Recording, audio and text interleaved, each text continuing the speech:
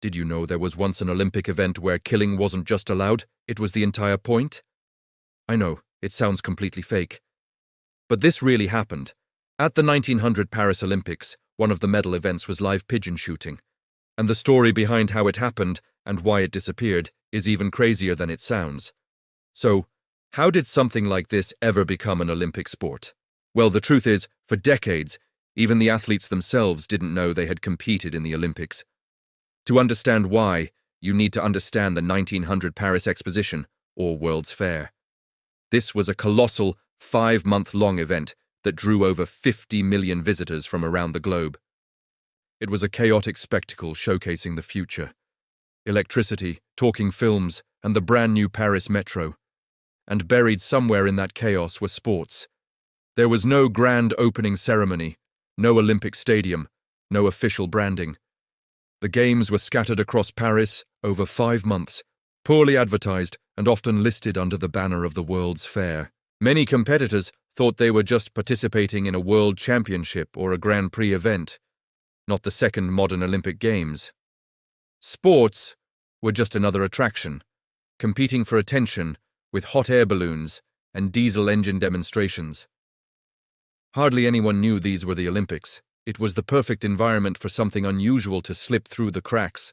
And somewhere in that chaos, a very elite and controversial sport slipped in: live pigeon shooting. At the time, this was a gentleman's sport, popular among the European aristocracy. It was seen as a test of skill and composure, a prestigious pastime for the wealthy.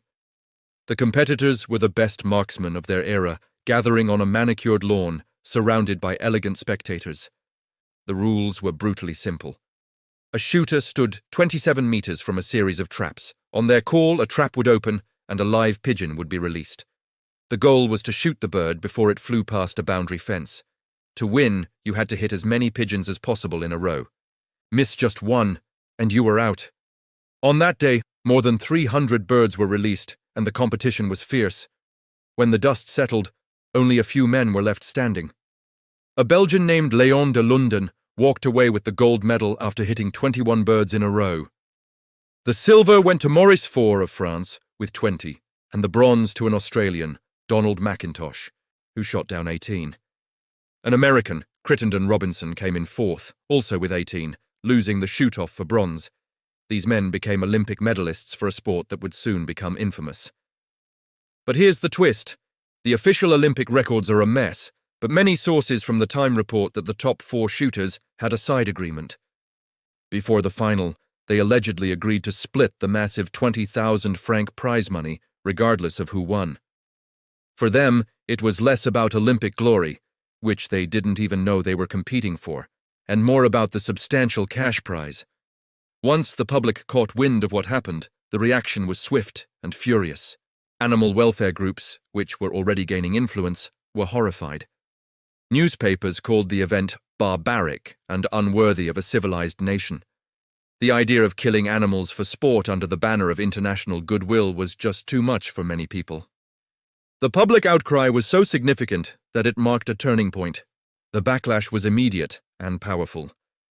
Live pigeon shooting was never held at the Olympics again. Within just a couple of years, it was replaced by clay pigeon shooting, the version of the sport we know today. The 1900 event was quietly swept under the rug, becoming a dark and forgotten footnote in Olympic history. Today, the International Olympic Committee barely acknowledges that this event ever took place. It's not listed in their official databases, and the medalists from that day are often omitted from official counts.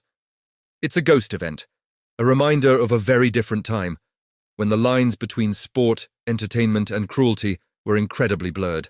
The story of the 1900 live pigeon shoot is a fascinating look at how our values change and how even the Olympics has chapters it would rather forget. What do you think?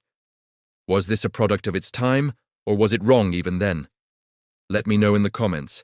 And if you enjoyed this dive into forgotten history, make sure to like this video and subscribe for more stories you were never meant to hear.